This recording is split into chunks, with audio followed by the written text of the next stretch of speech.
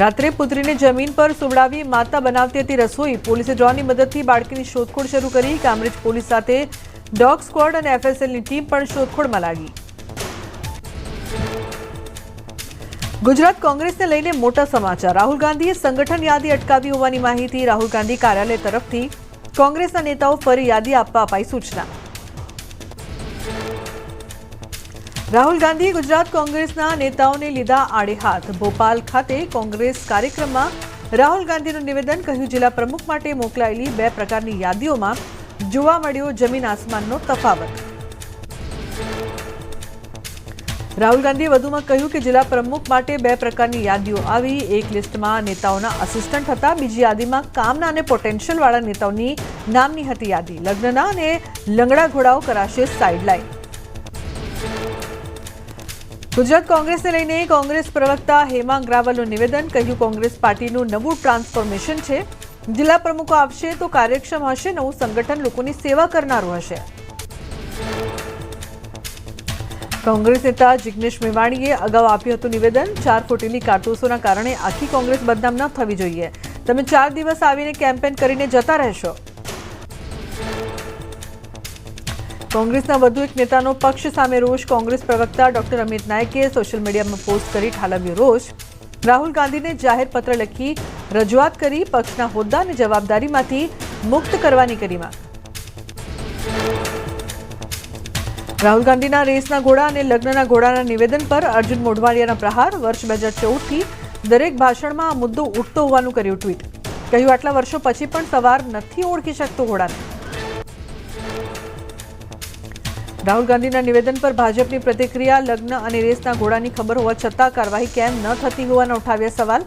ભાજપના સહપ્રવક્તા શ્રદ્ધા રાજપૂતે કર્યા પ્રહાર. ચૂંટણી દરમિયાન નેતાઓની નિવેદનબાજી યથાવત. ચૂંટણી પહેલા જ કિરીટ પટેલને ધારાસભ્ય જાહેર કરી દેવાયા. સાંસદ રાજેશ ચુડાસમાએ આપ્યું નિવેદન. કોઈ કિરીટ પટેલ સામે ભ્રષ્ટાચાર સાબિત કરે તો જાહેર જીવન છોડી દઈશ. પૂર્વ ધારાસભ્ય ભૂપત ભાયાણીનું નિવેદન. ચૂંટણી પહેલા જ અધિકારીઓ પર વરસ્યા ભાયાણી. કહ્યું, કોઈ અધિકારીને બેવડો વાળવો હોય તો કિરીટ પટેલને 3 મિનિટ લાગે. કામ ન કરતા અધિકારીઓને બેવડા વાળવાની છે તેમનામાં તાકાત. વિસાવદરમાં ભાજપની જીતથી રાદડિયાને મળશે ઇનામ. કિરીટ પટેલે ભેસાણમાં મતદારોને કરી હાકલ. કહ્યું, જયેશ રાદડિયાને મંત્રી બનતા જોવા છે. એમએલએ બનીશ તો વિસાવદરના રસ્તા પેરિસ જેવા બનાવીશ. રાજકોટમાં સરકારી અધિકારીઓ તોડ કર્યાનો રાજ્યસભા સાંસદનો ઘટસ્ફોટ. ટોલમાપ ખાતાના અધિકારીએ માંગી હતી લાંચ. વેપારીએ સાંસદને રજૂઆત કરતા રકમ પરત અપાવી. રામભાઈ મોકરિયાએ લેટરપેડ પર કર્યો ખુલાસો. રાજ્યમાં હપ્તા રાજને લઈને કોંગ્રેસ નેતા અમિત ચાવડાએ લગાવ્યા ગંભીર આરોપ. પોલીસથી લઈને કમલમ સુધી હપ્તા પહોંચતા હોવાનો લગાવ્યો આરોપ. કહ્યું, આખા ગુજરાતમાં કૌભાંડ ચાલે છે.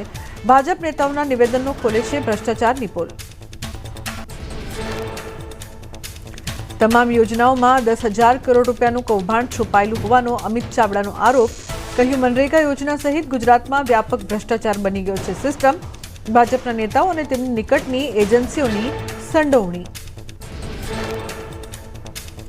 ભાજપમાં આંતરિક ગેંગ ચાલી રહી હોવાનો અમિત ચાવડાએ લગાવ્યો આરોપ. એક ચોક્કસ ગ્રુપ સરકારના અધિકારીઓ અને પોલીસ સાથે મિલીભગત કરીને લૂંટ ચલાવતું હોવાનો કર્યો આક્ષેપ. કાઝીરંગા નેશનલ પાર્ક અને ટાઈગર રિઝર્વમાં ભારે વરસાદના કારણે પૂરની સ્થિતિ. 2 જંગલી પશુના મોત. હાલ નદીનું જળસ્તર સ્થિર. જોકે પૂર આવવાની તંત્રની ભીતિ. ટાઈગર રિઝર્વમાં 34 વન શિબિર બનાવાયા. રાજ્યમાં ચોમાસાના વિધિવત આગમન માટે હજી જોવી પડશે રાહ. 11 દિવસથી મુંબઈમાં ચોમાસું થયું છે સ્થિર. ચોમાસાને આગળ વધવા માટે નથી સાનુકૂળ પરિબળ.